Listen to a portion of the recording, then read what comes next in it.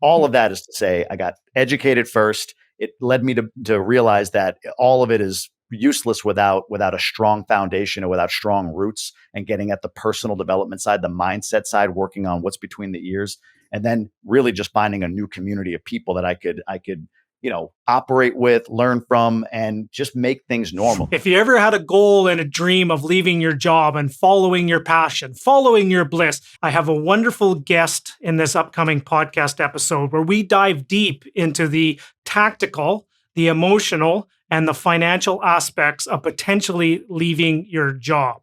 Hey guys, I'm Russell Westcott. I help real estate investors start, grow, and scale the real estate investing portfolio of your dreams. So if you've ever had that dream of going full-time into the business, full-time entrepreneur, full-time real estate investor, but you just maybe had some fear, or you just maybe wanted to hear from somebody who's made that transition, and maybe even heard from somebody who has golden handcuffs, those handcuffs, of the high-paying job, and maybe you're in your mid-40s and you just have a great fear around and some anxiety around making that transition into full-time in the business. In this episode, I introduce you to a good friend of mine, Mr. Jamie Gruber, who made that transition at the age of 42. So if you're interested in the how-to, tactical, financial, and emotional steps in order to make this transition, you're going to love this upcoming video. Let's go. All right, everybody, welcome back to the podcast. Today, we're talking about a meaty topic of leaving your job, unshackling those golden handcuffs, and so much more. Let's get after it. Jamie Gruber, welcome to the podcast, my friend. How you doing? I'm doing great, man. I love being here. I love being with other bald men. It's a great experience for me. It makes me feel better about me. So I'm excited, man. I'm excited to talk about this topic. It's relatively fresh for me. And yeah, I'd love to offer any insights to your audience I can. Well, that was funny. Before we got started rocking and rolling here, we had to make sure we turned the lights down because we made the joke about the glare twins a little bit here. I can see a lot more hair follicles on your end than mine. So yours is by choice, mine's by nature. To an extent, my hair doesn't grow in very nicely. It kind of like it goes in the zigzag direction. So it's a choice, but it really isn't a choice. So. Yes. So today's podcast sponsored by Hair Club for Men. Please. Yeah. No kidding, right? Jamie. So before we dive into it, listeners of my podcast and viewers of my YouTube channel, you've been introduced to Jamie kind of informally over the past year or so. Jamie, I was on your YouTube channel probably a couple years ago now, and we cut some really cool topics and we dove into some things there, and I've used that on my podcast. So now I'm going to set this context up for this story, and we're going to get really into this, and we'll go deep. So it would have been probably about, better part of 2 months ago now. I was scrolling through the Facebook world, and one of my favorite Facebook groups is the Multifamily and More group that Jamie runs. And in there was a sign, or I think you put a little meme up. It says, "I'm quitting my job, my job." Yeah. Facebook Live Sunday night at 9:00 or something like that. It was, and I'm going, holy moly! So I tuned into it, and I think I caught the replay. And you just shared this heartfelt story about your journey that you were going through, and it brought out some emotions for you of leaving a job of, I think it was 21 years at the time. And you're making that transition into going full-time into the business. So that's the main context that we're going to dive into here today. But before we dive into that, Jamie, what I wanted to do is for people that are not fully aware of Mr. Jamie Gruber, can you give us the nickel tour of the backstory about yourself? Yeah. So I'm a native New Yorker. I lived in Boston for a number of years and currently live in Michigan, all down here in the U.S. So welcome and hello to my northern neighbors. My path of my career from about the age of 21 through now, which is the age of 42, was that I worked in the insurance industry, in the insurance claims department, specifically as a claims adjuster, later a supervisor, then a manager, and then I kind of ascended to an executive level position.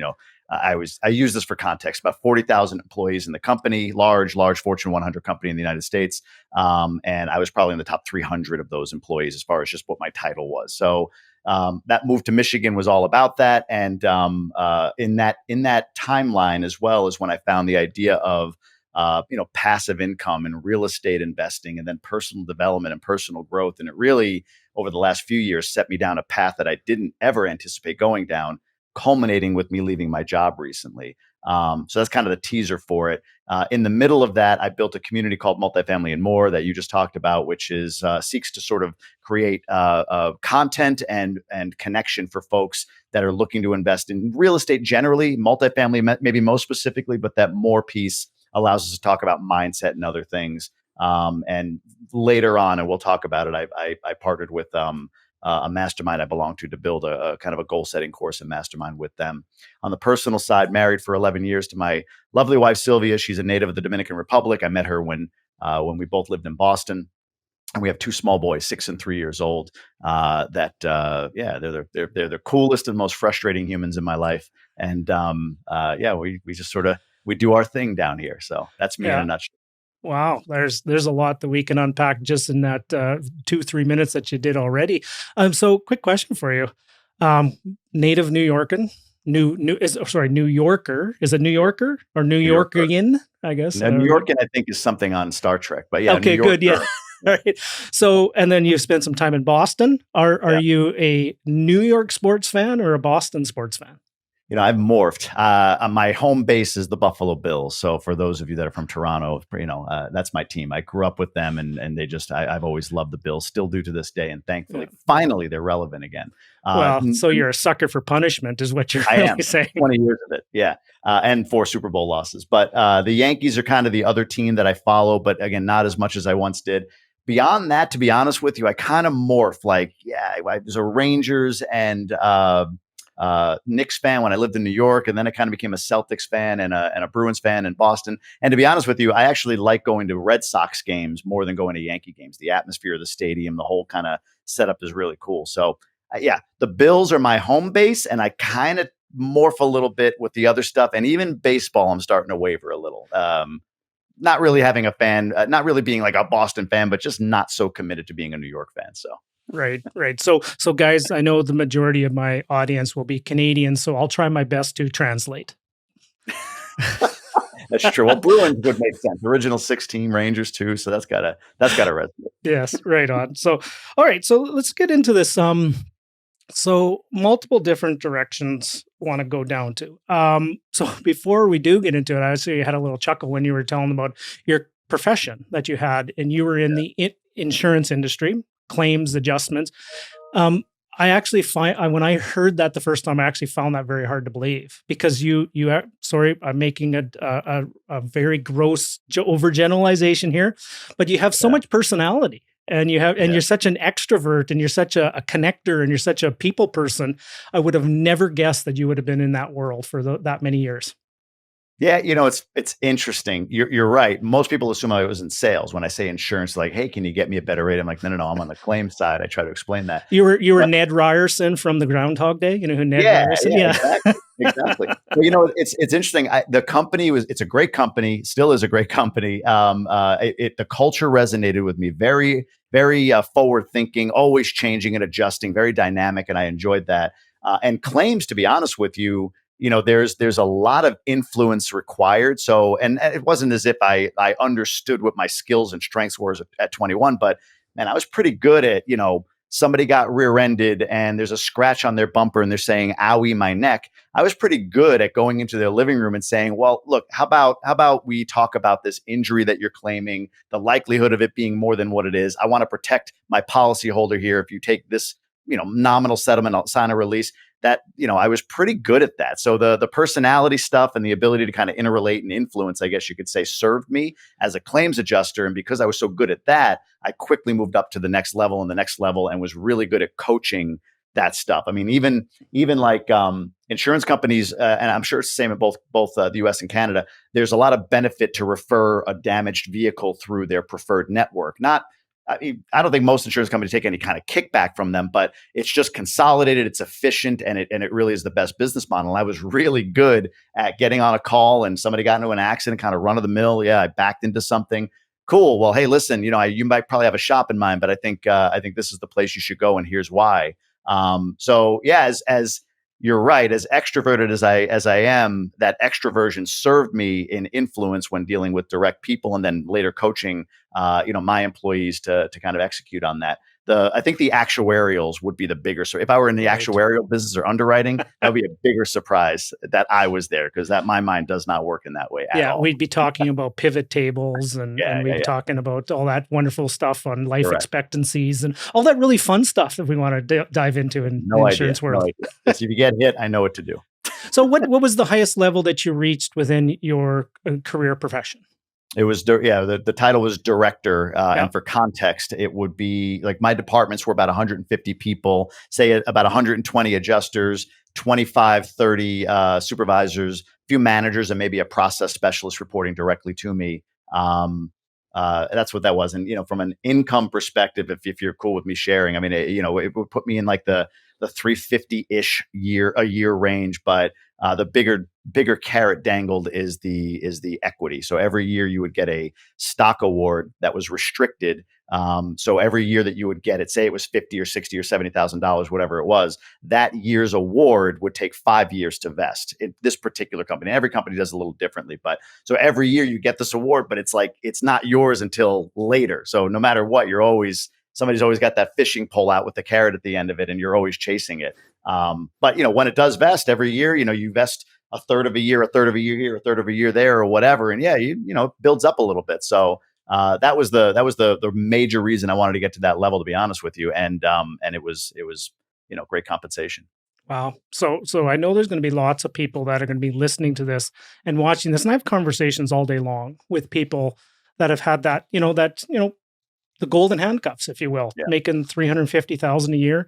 You have equitable events that occur each and every year. You have, when, I know I'm going to talk about Canada here for a second, but when we go to a hospital, it doesn't actually cost us anything, but you would have benefits. You would be able to have a lot of those things. You would have, insurance. You probably had an incredible rate on insurance being in the industry. No? No, no discount there. So No. no. So you had what people would consider you had it made. In many respects, that's what people would consider that you had it made. But how were you feeling during that? How were you feeling? How was your energy? How did it feel about you doing your job? It's funny. It's funny. I didn't, until later, and like now, or even within the last year or two, I didn't really see the signs that were there years prior. But then, in retrospect, you could see exactly where I started to break down a little bit. So I had a role at one point, kind of in my path toward this director job. And if anybody has a job, you probably have this experience of, hey, you've got a big runway or a long runway. That's a common corporate statement. You're doing this right now, laterally move to this role, and then laterally move to this role, and then laterally move to this role. So you get all these experiences, you become marketable for that promotion that you want. And I did that. I played that game. And within that, there were some really, really great experiences. I got to travel 45, 46 weeks a year, hop on a plane, and that serves me. I like seeing new people every week. It was cool. Not great with a wife and kid at home, but it was cool for me. One of the other roles I took on was sort of a department that no one knew what to do with. It was like, hey, we've got this. We think something could happen. We really know. We don't have any structure or process around it. Figure it out. And that was kind of my intrapreneurial venture, if you will, within my company. And I loved that. I loved being able to create and have vision and get my team together and put things together and all of that. So I did all those things, but somewhere in there, it was like, all right, I'm going for this director job, and that director pursuit. And I applied across the country, in Texas and New Jersey and Indiana and all these places, and got turned down, turned down, turned down. So it was, okay, let me round out my skills with this, round out my skills with that. Focused fully on this director thing, this goal. And anything else in my life, even though there was an emptiness there, I couldn't recognize it because I had a singular goal. I was going to be a director. Once I hit the director role, about a 30-day sort of honeymoon period, and I had to move from Boston to Michigan. There's some logistics with that. There was a package, like a relocation package. But it was right about then that it was like, man, this isn't what I thought it was going to be. Like, I don't feel fulfilled in achieving that goal like I thought I was going to feel fulfilled.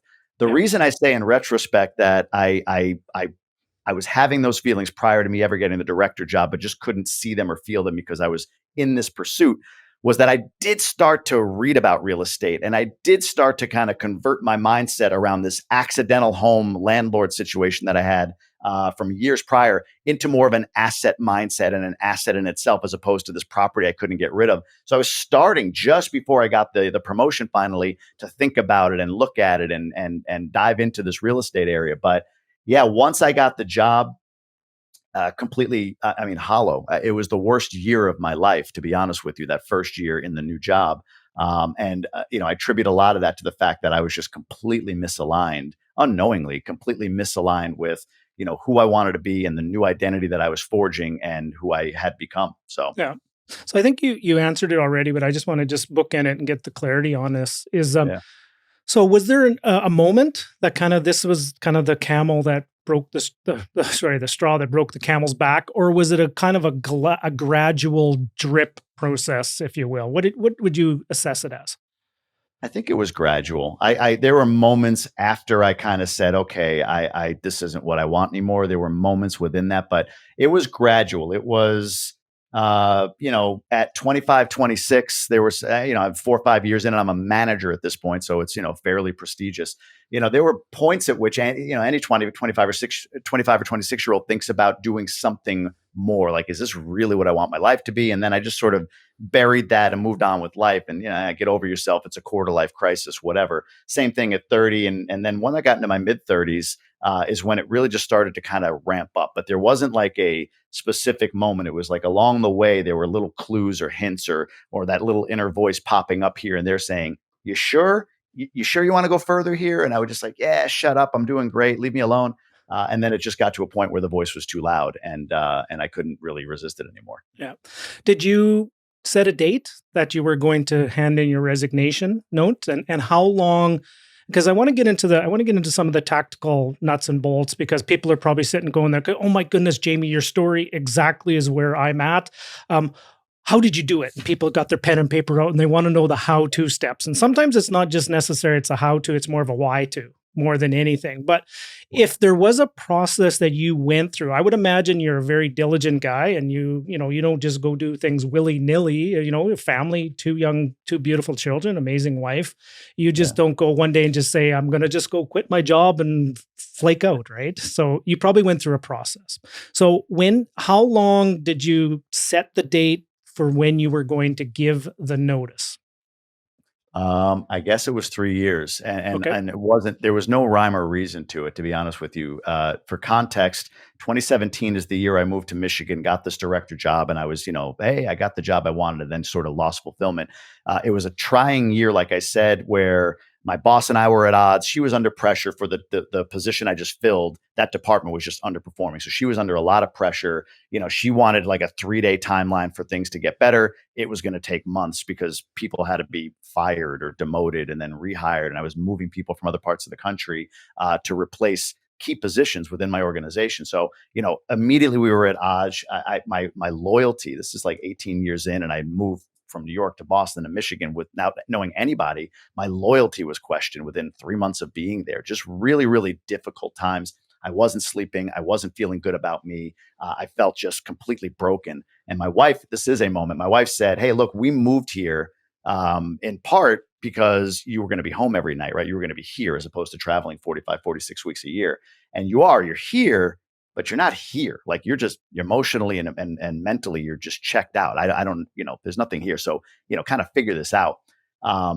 So that year was very, very difficult for me. And we had invested in a couple of duplexes and I was getting interested in real estate, really just looking for something else that I could grab onto. It was like I was sliding down this slippery slope, and I was just looking for a branch to grab onto that encouraged me, that made me feel good, something I can escape to. And real estate kind of became that initially. So the first thing I did, honestly, was start to immerse myself in education. So I was reading books, I was listening to podcasts, I was doing all of that stuff. The next thing I did was join a mastermind. I joined a multifamily mastermind. We had the 2 duplexes. They were great, but I thought, man, I'd rather buy like 10 units at once, because buying two duplexes at the same time was just a lot of work. Like, to do it with a 10 unit once would be better. And so I found this multifamily mastermind and I dove into that. And I just started to really get sort of tactically aware of the next thing. But the thing I didn't appreciate or underappreciated through that was I was grasping at tactics. I was grasping at maybe a way out when I wasn't going back and, kind of going deep and illuminating the issues or the trauma or the true, like, what's going on here in 2017. It wasn't my boss. It wasn't the move to Michigan. It wasn't the goal or the job or anything like that. There were much deeper rooted issues that I needed to resolve and bring to light. And, so real estate was the beginnings of it. It was the tactical way for me to fuel a dream of being financially free and moving away from my job. But, I realized at a certain point, like, I got to get like some personal development work here done. So I ended up joining a mastermind specific to personal development, meaning it was more about the whole life. It wasn't about a specific tactic, and getting around people and kind of reforming my community around me, away from like, let me make the call after work to a coworker to, kind of bitch about the day. And now it was like, I've got this group of people that I can dive into, these forward thinking, like-minded, entrepreneurial minded folks. That's who I'm going to, network with and call every day on the way home from work. And I just started to reform my community. So all of that is to say, I got educated first. It led me to realize that all of it is useless without a strong foundation or without strong roots, and getting at the personal development side, the mindset side, working on what's between the ears, and then really just finding a new community of people that I could operate with, learn from, and just make things normal. Like, if you go to the gym and you work out with people that work out a lot, then working out, you get how to do it. It's like, I'm with these people. I work out harder. They drive me. Same thing. I needed that community to kind of work me out, as far as, if you're going to take a step to the next level, these are the kind of people you're going to want to be around. So those are the sort of the foundational things. Somewhere along the way in that development, I got the idea of, vision boards and miracle mornings and habits and all these things that served me. And I started to implement that. And I put together a vision board. This was in 2018. And on that vision board, I printed off a picture. I actually found it recently, of a woman with her hands out on a beach, like, and it said financial freedom on it. And I wrote April 2021. And I don't know why. I just wrote April 2021 on it. And it's interesting, not to flash forward, but I didn't realize it. I put my notice in March, and my last day was April 9th of 2021. So I set that date a few years ago, kind of trusting in the idea that if you place the vision out there and then just sort of put your head down and every day sort of take steps toward it, one day suddenly it's like, oh wow, I can do this. So Yep. that's how I went about that process. Holy moly. Okay. So let me unpack a few things there, and let's go down. I go a little long. No, Jamie, I have some popcorn here, by the way. I'm just gonna pop some corn, and I'm just gonna let Jamie just take this. Welcome to the Jamie Gruber Show, everybody. No, so really it was 3 years ago. It was just kind of, you had one of those years that just say enough is enough. So you picked the timeline and you made a decision. Would have been the first step one, if we're keeping track of that. In hindsight, do you think that was too long of a run, too long of a transition period, or it is what it is?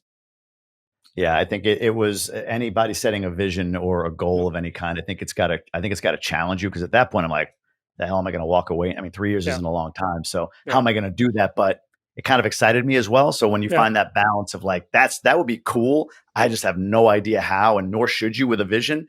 I don't regret the timeline. I think it was I could have done it sooner, I guess. I could have taken longer, but it just felt right. Here's what I tell a lot of people is, it's not potentially the time. It's actually that you made a decision. That is the power. Because to think about it is, you had a new carrot that you were going towards, and it was a carrot of your choosing and a carrot of your design. And that's what you were working for. And that's what was giving you essentially your motivation to do your 5 to 9 job. You had your 9 to 5, and that was your motivation to do your 5 to 9 job. And, take your vacations were going to probably mastermind retreats. Your vacations were going to seminars. Your vacations were doing a lot, and you're bringing your wife and family along and I say that because I know the story, right? I've seen it. I've been there. So you talked about education, you talked about community, and you talked about really changing your environment, is really kind of changing yourself. And if I could really summarize it, you changed your standard of what you wanted for your life in many respects. Yeah, absolutely. Yeah, 1,000% correct. Now, one of the biggest things that the hang up a lot of people will have will be the financial aspect.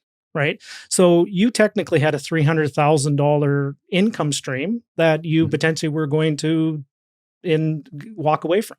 Right. And that might be some people's big hang up on that. Did you formulate a plan? Were you starting to do some other investing on the side? Did you have like additional side hustles on top of the side hustle? Did you have to take a step back? And I know there's a lot of questions in there, but I'm just trying to find out is No, I get it. did you kind of go through a rigorous financial planning model in order to make this transition? Never rigorous. That's a strong word. I wouldn't say rigorous. I would say that I think the steps I followed were first to create that vision that I talked about. And when it came to planning, the plan changed. And I want to take this a step back. The biggest thing that I struggled with then, and then when I exited my job now and talked to other, 40 to 45-year-old men or women kind of in a similar position to me, was wow, I can't believe you did that. I can't believe you're doing this, leaving your job. I would love to. I just, I don't know what else I would do. And I have a lot of people around me that are really smart people, doctors and other that don't want to do what they're doing anymore, like a doctor, right? But their biggest struggle is they don't know what else to do. And they spend a lot of time and effort exploring that through reading, listening, talking to people, being coached, all of that stuff. And all of that is extremely valuable. But what I did was the original plan was I'm going to buy a bunch of multifamily. That is my path to financial freedom. And if you listen to any real estate podcast nowadays, and it's true. Like, all right, well, how much are you going to make per unit if you're going to buy and hold? How much are you going to make per unit? How many units do you need to make whatever that number is? People put 10,000 a month or whatever it is out there. Buy that many units, and there you go. Check, math formula, and it's true. But as I started to acquire, our first and our second multifamily property, what I realized was that my plan was changing. So I went from I'm going to be an operator, I'm going to buy real estate, and I'm going to be okay. I got to analyze a number of deals per week, and I got to do this and I got to do that. And it was like, ugh, some of this stuff doesn't feel good to me. I don't like analyzing deals. It's just not me. I'm not a guy that likes. We talked about it. I'm not an actuary. I'm not going to sit down and analyze a bunch of deals. Some people love doing that. I don't love operating. I don't want to deal with tenants directly, but some people love that part of the job, right? Or part of the business. So I started down the path of multifamily, and what I would, just to kind of make it very clear, this is what I would recommend anybody does at this point when they're thinking, okay, what's my passion is? Pick whatever you think it is. For me, it was real estate, I thought.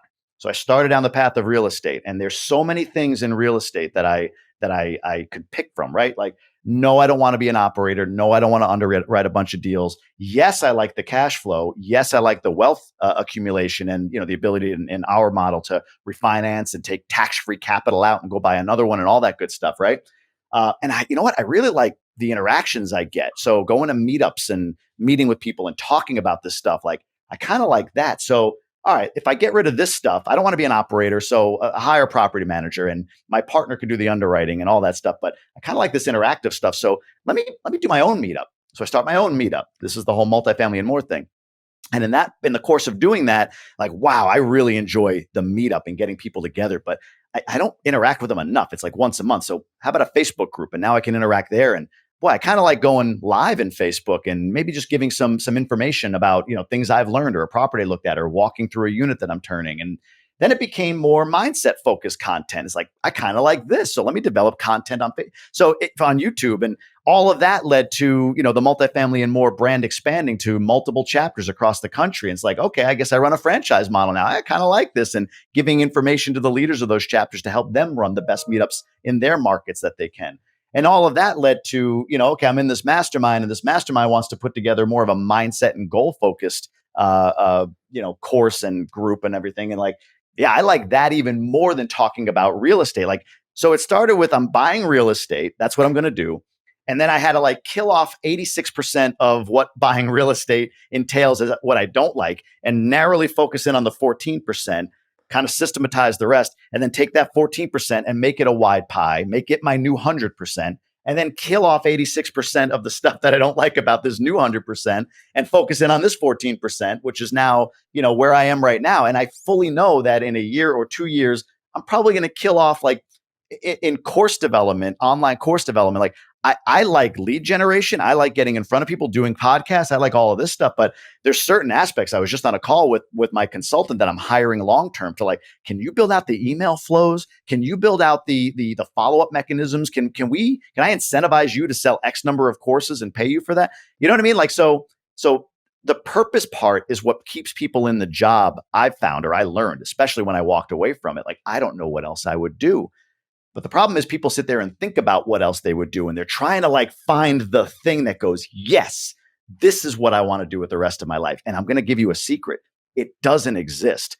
Mostly. I'm sure priests and other people could dispute that. But for most of us, it doesn't exist. So for me, it was taking the little elements of each venture I started down, getting rid of the stuff I didn't like, or maybe even just killing it all together. There's probably a couple things I started doing, like, nope, don't want to do that at all anymore. Just 0% of it will I continue. But taking the parts that I did like and then leaning into that and saying, okay, this is where my gift is. This is where I just seem to have energy. I mean, you can see it now as my cadence picks up here, but this is where I seem to have energy. So let me keep, continue to do that.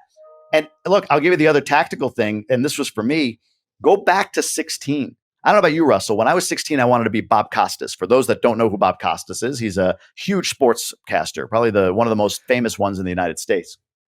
I wanted to be Bob Costas. I was a pen pal with Bob Costas. I went and had a radio show locally that I did, just like a 1 hour pick'em show on Fridays for the NFL games. And, it was all great. And then, at a certain point, I didn't want to go through the process of becoming Bob Costas. I wanted to go to college and be Bob Costas, like in the NFL booth. So it didn't work for me. But that communication, that influence, that performance thing was always there from my age of 16, and it's manifested itself now in being on this and other podcasts and creating content and putting stuff out there on YouTube. So it's interesting to see how where I'm leaning in and the things that I'm getting more and more value out of for me and the things that I'm more and more passionate about were really the elements of what I thought I wanted when I was 15 and 16. So it's another thing you can do is what did I really want to be and why did I, and what elements of that could I put in place now and maybe try that in some different form? Like, I didn't plan then to be on podcasts. They weren't even around back then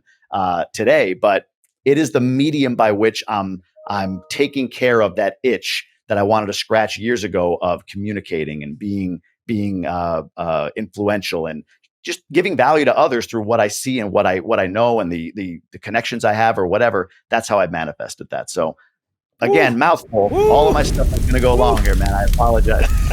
We got flames. Mr. Gruber, you are on fire right now, my brother. So actually, I love the flames. So when you're just dropping bombs like that, we actually have to drop a bomb here for you. I got to get this off. This is amazing. I love it. Oh, JV, I didn't mean to cut you off there, but you were just you're. Here's the thing that I would say, guys, is number one is Jamie, you grew into it and you just literally followed your passion and you just let your heart tell you, if this is feeling right, let's keep going with it. And then you had no attachment to letting some things go if you needed to let go. If it didn't serve you and didn't serve the purpose and didn't serve your mission to help a community of people, let it go. That's hard because I told everybody I'm going to be in multifamily. And then it was like, I don't really want to be an operator in multifamily, but I like this brand building thing. And then income can go into multifamily that other people take care of. So I guess I'm still in it, but what I projected as I was going to be is not what I was. And that was hard for me prior to going through development work to sort of, allow the ego to be wrong. And when somebody goes, hey, I thought you were going to be in multifamily, not let that make me feel bad about me, but be like, well, yeah, I thought I was too, but I found that there's other things I like doing even more. And I still invest in multifamily, but these are my active activities that I enjoy even more. So yeah, a lot of that holds us back, just perception of others. Well, you said something key is it's our ego and it's our identity, right? Yeah. As if you identified as I built this entire thing on multifamily and more, and that was what I was known for. And then all of a sudden, you know what? I don't like it that much. Being the day-to-day operator, I love the asset class. I love investing. I'm going to go find some wonderful people that have amazing projects, and I'm going to put my capital into it, and I'm going to get all the benefits, but without all the work, right? Yeah. And so you did all that, but I do want to circle right back to and I just want to tie a bow on the question about the financial aspect of it, because that is the biggest hang up people will have is.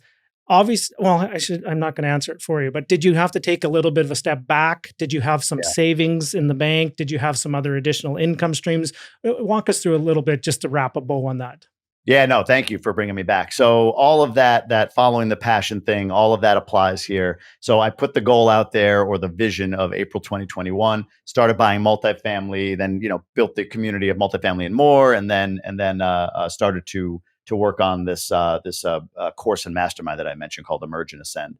So all of this kind of leads up to a point where I took a trip in early February. My family and I went down to Florida for a month, just to get out of the cold. And I drove. I had my kids' toys and the two dogs and all of that for 2 3 days. My wife and kids flew a couple days later, and it just gave me time to think. And on that trip, it was like, okay, let me really, where am I right now? Like, my real estate takes in X. Um, this course and mastermind that I've built are really kind of, call it pre-profitable, but they have potential to do something for me. What do I have in the bank? What would I allocate if what would I need to make sure I have? And then what's my burn rate? What are my expenses a month? And for me, like, it was sort of a moment of pride that we live fairly modestly as far as what we have to pay. Like, we travel and we spend money, go $300 on a dinner. We'll do that. We like the experiences, but it boiled down to, for me, kind of figuring out, all right, for me to operate a home for my wife and kids. So that was for me: mortgage, heat, electric, car insurance, Wi-Fi, and phone. Those were, to me, for some reason, the list of items that I needed to know. Okay, how much is that costing me per month? Because at the end of the day, I can find a soup kitchen, but can I pay for my kids and my wife to have the home that we have, and for us to operate from it, like have connection to the world, and all of that. And it came up to $3,400, which I was like, wow, that's actually not a lot. And then I just sort of said, I'm forgetting things. Let me round up to $4,000. So $4,000. Okay. Assuming I don't make any money at all, and I have to burn, $4,000 to $8,000, just double that for food and health insurance and other expenses that we're going to have, right? So if I'm going to burn that, I make no more money. What do I have in the bank? And it was like, I could last a year. I could last a year on, say $8,000 a month without making a dime. But I know I have my day job, which is demanding. I've got my family, which is not going anywhere, nor should it. I've got this multifamily and more platform. I've got my multifamily property, and I've got my Emerge and Ascend mastermind and community. And all of these have revenue potential, but I spend a lot of time over here, focused in on this. A guy I talked to last night, John Brooks, he's a friend of mine, made this great point. Somebody asked him about, like, side hustling, and he goes, "I've never met somebody that's a part-time millionaire," meaning you're in or you're not in. And for me, it was like, I got a year's runway that I have saved right now. Now, I'm not saying, like, like, I'd rather invest that money. I'd rather do other things with that money than just, like, let it sit and hope that, I don't have to spend it. So I've got a year's runway. I've got this day job that, if I kill it, is going to take my revenue, my income down to zero. But I can focus over here fully if I can make 4,000 a month, just to kind of, like, stabilize my home or keep my home, or if I have 4,000 a month to keep my home. So on the drive down, it was kind of, that was the analysis. Like, here's what I take in from real estate. It's not much, a few thousand a month. Here's what I take in from real estate right now. Here's what I could make potentially if I really push and drive. And I got, like, the sense of peace of, like, I think it's time. Like, I can't split my time and energy anymore. And again, not to get overly philosophical, and it's not specifically a financial thing, but two things kind of occurred to me. One is that 25-year version of me, or 30-year-old version of me, didn't do certain things because he was 25 or 30. I'm a 30-year-old man. I can't just quit this job and go pursue whatever I want to do. Like, who does that? But at 42, I look at that 30-year-old version of me and say, like, you were a kid. You were an infant. You could have done anything. What, are you kidding me? So if that's the case, why not look ahead at 85-year-old version of me? And what's he going to say? Is he going to say, man, look, I wish you would have just played it safe and stayed unfulfilled for the money? Or is he going to say, you were 42, dude, like, take a shot. Like, what's the worst that happens? So all of that was there. Yeah. The second thing, I talked to a guy that did this. He was a Google employee, made a few $100,000 a year, had about 20,000 a year in income from his real estate, and made the decision, I'm going to cut Google and I'm going to go full time into real estate. And with this analysis was something I call an asymmetric risk analysis. Now I sound like an actuary. And that is that my fear of my very binary thinking was, I either hit or I lose, right? Meaning, like, I go to a million or I go to zero if I leave my job. But zero is not really realistic, meaning I'm employable to a certain degree. My expenses are fairly limited, as I described. So at the worst, in a year, like I can make 50 grand a year or 60 grand a year doing something. I can go back and be an adjuster for 100 grand a year, right? I've got that experience. I can do a lot of things for money. I can get a job. That's the low side. The low side is that, we have to downsize our lives a little bit more. That's the true downside. It's not living under a bridge because I'm out of money. The real downside is that I could lose like my home and have to live in an apartment with my family, which my wife will still love me, I hope, and all of that. But the upside is asymmetric, right? The upside is God knows, who knows what I could make. So that was part of my analysis. It was,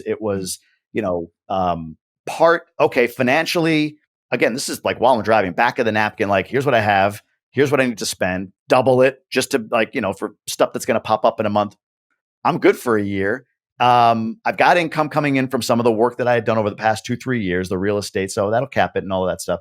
And then, this asymmetric risk analysis. And then philosophically, the idea of the 85-year-old me. And then the last thing that happened just before I got to my destination in Florida was I got a call from a friend of mine in Boston that I worked with. And he says, "Hey, just want to give you a heads up.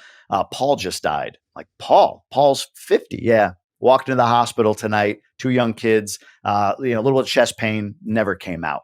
And it was just like, one life, man. You got one shot to live, and that was sort of the cementing factor for me to say, I've got the money I could spend. I mean, granted, not maybe the way I want to. I can continue to focus my time and energy to build this thing that has revenue potential.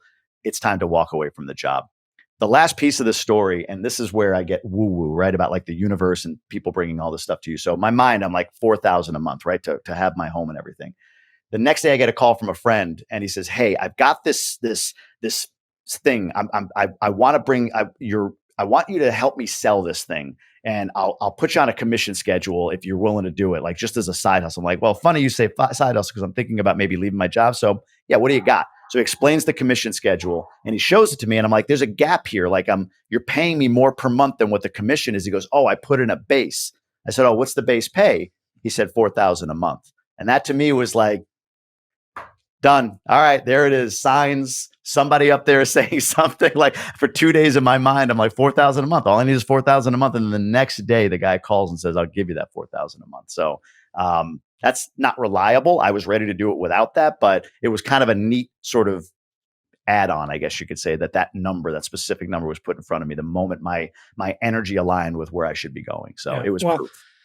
interesting to note is sometimes creating that space and going on that pilgrimage, you had that pilgrimage down to Florida, Yeah. just gave you the time and space and capacity to think about it. And then when you arrived after your destination, you had a peace about you, did you not?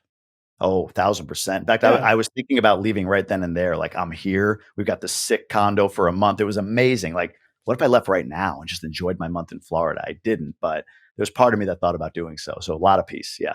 So one of the advice I would give some people is if you're wrestling with that decision, guys, create some space because between the silence between the music notes is where the music is created typically. 100%. So just having that capacity and that space to think, to maybe come up with some plans.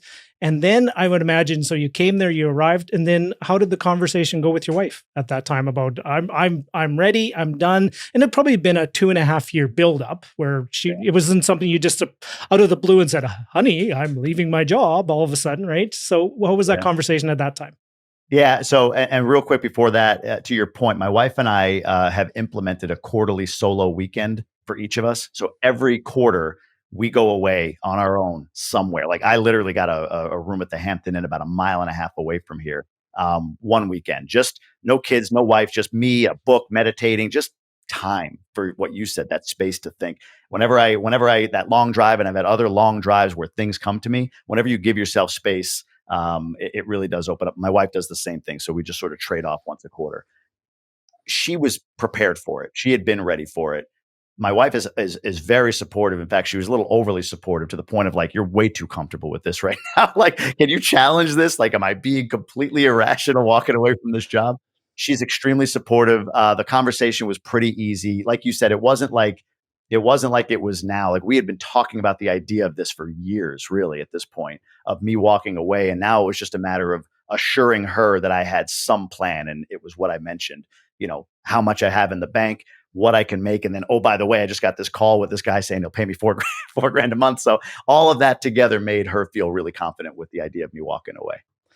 Yeah. So you were really at that time, you were at peace with the decision that you were about to make. And, you had full support right from the get go. And, I did. And it I just think, was, go ahead, please. not to cut you up, but real quick, I think the other part of that is, as people have this, like that's a barrier, right? The spouse, if they're not supportive. But I believe there's to an extent that your spouse is going to go with what you give them. In other words, if I said to my wife, like, I don't know, I'm thinking about doing, I guess we could, I've got this, whatever. But instead, in my situation, I went to my wife with a very, like, look, I think it's time. This is why, this is what's prepared for it. Like it would have been hard for her to deny me my passion and deny the energy I brought to this decision. Like it was hard for anybody in that moment, I believe, or would be hard for anybody in the moment to look at me and say, there's no way he's going to make it. There's no way this is going to work. I mean, it would have been hard for anybody to say anything other than, wow, okay, I see it. Yeah, I'm going to trust you on this. Go do your thing, Yeah. or you have a year or something, So, Well, here's yeah, the advice that I would give everyone about that conversation with your spouses. Have the conversation often, have it early. Don't be a guy, show some emotion to share how you feel. But here's the biggest piece of advice I would give you would be very mindful of the promises that you make at that time. Be mindful of that you don't over grandiose it and you don't oversell it and you don't try to make it more than it is because it's difficult. It is a very difficult transition and it's not going to be simple. And when you're starting to reach into the cookie jar above the cupboard where the emergency money is, and because you need something to cover something or things like that, just be mindful that if you're going to say you're going to do it, be mindful of the promises that you keep to your spouse, because it can go the opposite direction very quickly of unfulfilled promises to spouse, and it has a downward spiral of trust. yeah. And It's funny about you mentioned like groundwork, right? So, as I said before, people sit and wonder what their purpose will be and never take action towards something they think it might be, and then pivot and pivot until they find what really might maybe gets them so they can move forward. The same is with your spouse. So, and it wasn't intentional, but as I entered the realm of personal development and understood the value of being balanced, not just, about my income, but also about my relationships, I would do things intentionally. Well, one, listen to podcasts and listen to people talk about, how they manage their relationship and all of that. But the biggest thing that I did was I would, on a weekly basis, I sit down and plan my week. And one of the first things I do on my best weeks, especially, is I'll go to my wife, and I've done this for a long time, and say, hey, what's your week look like? And whatever she has going on, I'll seek to over deliver on that. So the quick example I've used is, hey, if you can just get the kids from daycare on Tuesday, not only will I do that, but I'm going to work from home Tuesday. So you don't have to worry about me being stuck in traffic and not being able to get them. I don't want you to have any stress that day. So wherever I can not only deliver and meet her where she is, but then over deliver and be the best version of me for her. I don't want to say it's tactical, but at the end of the day, I think that sort of goodwill and that way of approaching your spouse, in my case, my wife, I think that leads to a level of trust and a level of, hey, you know what? I know what this guy's about. I know what he's trying to do, and I'm gonna go with him on this journey. As opposed to if you're trying to do this, tit for tat with your spouse of, I did the dishes today, you need to do them tomorrow. Like I always do this and you never do that. Like, I never worried about, kind of, comparing cookie jars, if you will. yeah. It was always give her as much as I possibly can. And I don't want to say I cashed the check when I left, but I'm sure that has an element to do with the foundation of our relationship allowed her to be supportive of this. So just a thought. Yeah, absolutely. And just make sure your guys is over communicate, share how you're feeling, and Yeah. share the struggle if you are struggling. And I'm looking at myself in my camera in the mirror of saying is I'm terrible at sharing when struggling. And it's not a sign of weakness. It's actually a sign of human. And your spouse wants to be on board to potentially help you if you are struggling along the path. But here's the thing: is many of you may never ever have the struggle, and you may just go right into it. But I just want to be real with a lot of people. It is a big transition. It is a challenging transition. Even if you have all the plans in the world and you have everything set up, you can have the greatest plan in the world. And there's the old Mike Tyson quote: "Is everybody has a plan until you get punched in the mouth." Then what do you do? How do you pivot? How do you have that communication? How do you have your spouse as being an ally and not have divide come between you along the way as well? So, Yeah. oh, Jamie, we could go many different directions on this conversation from here, and you know what? I could probably book you another 2 or 3 times that we can dive into this, and I'd love to. One of the things is, if I have permission, I'd love us to have a follow-up conversation, is because you're one of the best, what I would call, online community member networkers, connectors, things like that, and how you manage your group and how you do all that kind of stuff.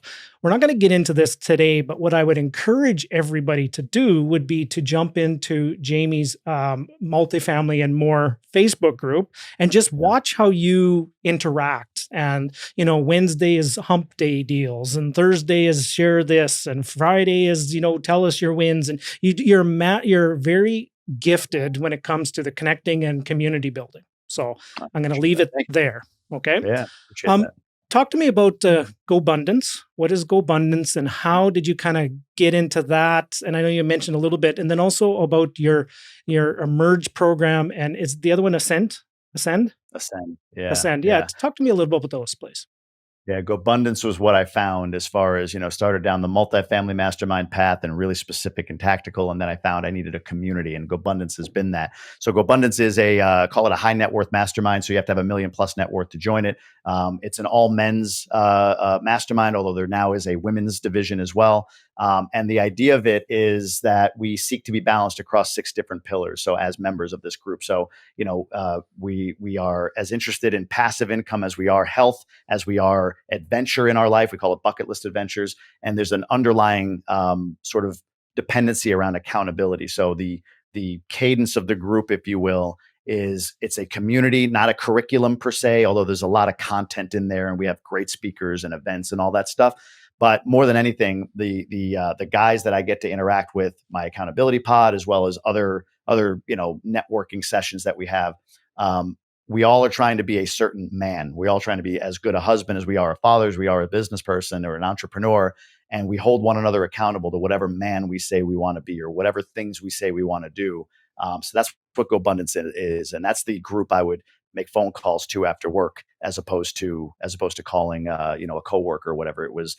I'm around entrepreneurial millionaire men, hard driving, driven, who also want to be, as I said, the most well balanced. I think our tagline is the tribe for healthy, wealthy, generous men who choose to live epic lives. Right. So that's the community I'm a part of. Emerge and Ascend were, again, in the story, multifamily investor. Then I start this multifamily and more platform, and there's a little bit of a, it's out there, people see it, and I've got this platform and Instagram account and all that stuff. The folks that founded GoBundance, who are all very, very high net worth, said, "Hey, we want to build they call it like a JV, like a junior varsity or like a D League program for GoBundance. Like, we want people to have a place to come to get connected to GoBundance that aren't at the millionaire level yet, but can be developed toward that. So kind of like, a place for them to do that. You built some communities that, we like what you do. Do you want to partner up and do this?" And I said, all day. So they had the idea for Emerge and Ascend. They like those terms. I'm like, all right, well, how do we integrate this? So brought a team together, and we really figured out that, we're going to make Emerge a course and we're going to make Ascend a mastermind. So very quickly, Emerge is a 12-week goal setting course with a curriculum drop every week. It's centered around a book that the GoBundance founders wrote called Tribe of Millionaires. And what it seeks to do is create transformation for its members. You're going to set a goal when you enter with tools and tactics that we give you, and you're going to move toward achieving that goal at the end of the 12-week program. And along the way, you've got the community, and there's accountability, and all those pillars of GoBundance supporting you. So that's one. Two is proximity. So every week, one of the GoBundance members, man or woman, does a Q&A session with us. We call it a millionaire case study, where we get to deep dive their success. It's inspiring. It's educational. Every Tuesday night we do that. So that objective is met through that, as well as just connecting some of the folks in Emerge that are really participating to GoBundance members that may be in the same space. We do that as well. And then thirdly, I'm using Emerge as a filter. So those that complete the course, do all 12 assignments, whether you hit your goal or not, will invite you to Ascend, which is an annual mastermind on the level of a GoBundance without the millionaire requirement. So we have speakers come in. We've had Magic Johnson's agent just spoke to us. We have Dr. John DeMartini coming to speak to us soon. So we have speakers come in, we have group coaching, we have accountability pods, a lot of great stuff in that community. And that's what Emerge and Ascend are. And truly, when Emerge started to hit the 3-month mark where people were ending it and the feedback was coming in about how much their lives had changed, that was January, just before I went to Florida. And that was where I felt that emptiness truly, closed up and fulfilled. Like, wow, putting something in place with my team to create transformation in their lives and then getting that feedback, like that's where I want to spend my time. Yep. And that's what made me say it's time to go. It's time to quit the job. Okay. So Jamie, I'm just pulling up GoBundance here on the screen. So GoBundance.com would be that. Now, as I'm scrolling down here, so I know this makes for bad podcasts when I'm talking about something visual, but where is the part that you're talking about for the Emerge and so the Ascend? Just put a slash on it. So GoBundance.com/emerge and GoBundance.com/ascend are the two things. Oh, Emerge. Hopefully my typing spell there. Look at that. Okay. So guys, if you want, that's probably the link that I will do there. So is there kind of like an introductory for somebody to get in, maybe go through a little mini course or something like that? What would be the next step you would recommend people go to do? GoBundance.com/webinar. That link should still work. Hopefully it does. But if GoBundance.com/webinar, you can register for a webinar that we did recently to get a sense of kind of what it's all about. But more than that, there's value in that. You can use the content in the webinar and do some really cool stuff around goal setting. Really, it's a compilation of me learning from these multi-millionaires, how they go about setting and achieving goals. So we have that webinar. At the end of that is an offer for you to enroll in Emerge at a discounted price. So it's probably the best place to go. And look at you with the webinar starting in 27 minutes. You're getting really into the world of online marketing, my brother. It's like it's crazy, on-demand webinars, easy webinar. It's you're getting into CRM databases, man. You're just going all in there, brother. All the terminology is interesting. Like, it's funny to see ads of me pop up on Facebook and talking to the folks that do all the real work. I'm just out there saying, this is what I'd like to have happen. We're going to make this evergreen. And I'm like, okay, sure. What you just saw, I guess, is that. So I have no idea how it works, but it is fun to kind of get into that world for sure. I have a personal question here for you before we do start signing off. And I'd also have a final question I want to leave that I usually leave with everybody as well. You just recently got on the Bigger Pockets podcast, so congratulations. Thank you. Yeah. We made the joke. I made the joke a little bit. There was a couple jokes that were funny. If you follow Jamie on his community, the one is, your son always keeps you grounded and say, just when you're feeling like your head's getting too big to walk through the door, your son. What's your son's name again? Sorry. The older one, Sebastian. Sebastian just has a way of just keeping daddy grounded. Right. And then you had that opportunity to get on there. How was that experience? Number one. And number two was how would another bald brother from another country be able to get onto that podcast? Well, I'll see if I can make an introduction on that second part. So sorry, I'm pandering here. Good enough, man. Absolutely. I think you'd add a ton of value to that group. So yeah, I'll do that afterward. I'll send an email on your behalf. The experience itself and what you're referencing, I said to my son, "Hey, buddy, Daddy's going to be on a show that gets 500,000 people listening to it." And he goes, "Well, that's less than 1 million." I was like, "Well, okay, there goes the ego." But it was validation. It was surreal in some ways. Validation of a couple of things because I think they have a certain number of deals you're supposed to do before you get on that podcast, and I don't. But the hosts, Brandon and David, are both part of GoBundance. So, that connection and networking, who and just adding value and knowing other people, it helps because I had asked about, hey, with Emerge, guys, I'm trying to launch this. Anybody let me on their podcast? Brandon emailed like, oh yeah, I thought I already had you on. Let's get you on there. So that was cool. Being on there was sort of again, a validation of like, okay, let me be in this moment right now, because 3-4 years ago, I said, I'm going to start investing in real estate, and I'm listening to all these wow investors on this podcast, the Bigger Pockets podcast. And now I'm the guy on that podcast. So it's, we get lost in our own emotion, and we don't often look at evidence. So the evidence for me was in that moment of like, okay, I've done something, I've done well enough. I've gone down the path that I set out to be here right now in this experience and be on this podcast. So it created evidence for me, more foundation for confidence in making this transition out of the job. So yeah, it was surreal. It was, I mean, I know Brandon, I know David, I've been around them, but like, just when you hear like the quick tip stuff and you're there, it was like, whoa, okay, this is me here, I guess, right now. So Yeah. it was a little surreal, but it was pretty cool. It was Well, really cool. congratulations. And that definitely deserves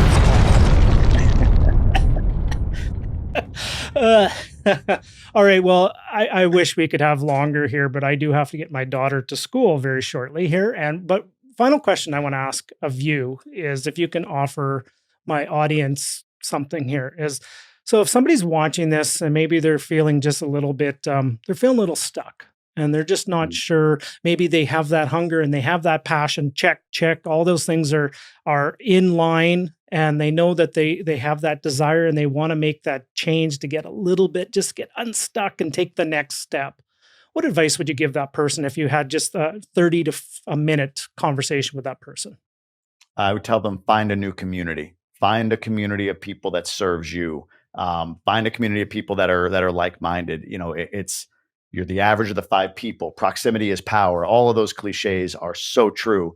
So for me, it meant paying for a mastermind, because I'd rather not try to find them. It takes a lot of time. I'd rather just pay my fee and there they all are, kind of thing. And GoBundance resonated with me, which is why I joined that community, and it has served me, and I've sought to serve there. So find a community. And then the second thing I would say is, whether you pay or don't pay, or you find a free community, do everything you can in that community to be somebody that shows up adding value, make connections for people, whatever it may be, but add value to whatever community you seek to join. But find a community and add value to it will be the 2 things I would say. Oh, awesome. Hang on a sec here. There's another button I want to share with you. Hey, Oh, everybody, hearts and likes and thumbs up.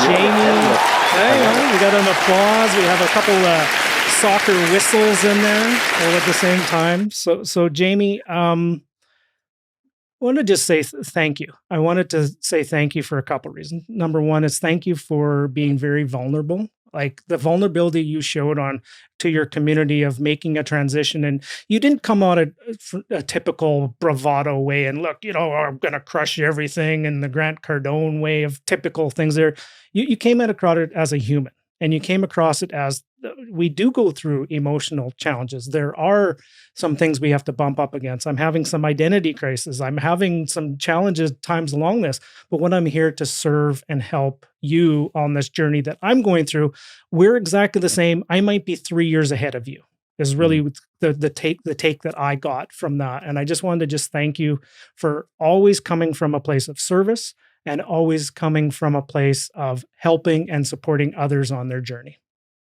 wow. You're going to get me emotional. Thank you, man. I appreciate it. And even, the support you've given and the love and information I've gotten from you has been absolutely incredible. So I'm honored to be here, more than you could know. Oh, well, I think that might be a good place to end off, or else before two bald brothers might actually shed a few tears here. And hang on, there's a lot of pollen in the air here. No, I do. I really appreciate it. Just one more time, just wanted to thank you very much for sharing all your insights here today, guys. And guys, wherever you're watching this, please leave some feedback. Please share it out. And until the next one, we'll talk to you very soon. Bye for now. Hey, I sure hope you enjoyed this video. If you are interested in moving forward with velocity, if you're interested in being a successful real estate investor, only 2 simple next steps from here. Number 1, below where you're watching this, there will be an opportunity for you to subscribe. And over here will be a hand-selected video for you to keep moving forward. Continue your journey forward. Just click on over here for that hand-selected video for you, and we'll see you on the other side. Thank you very much.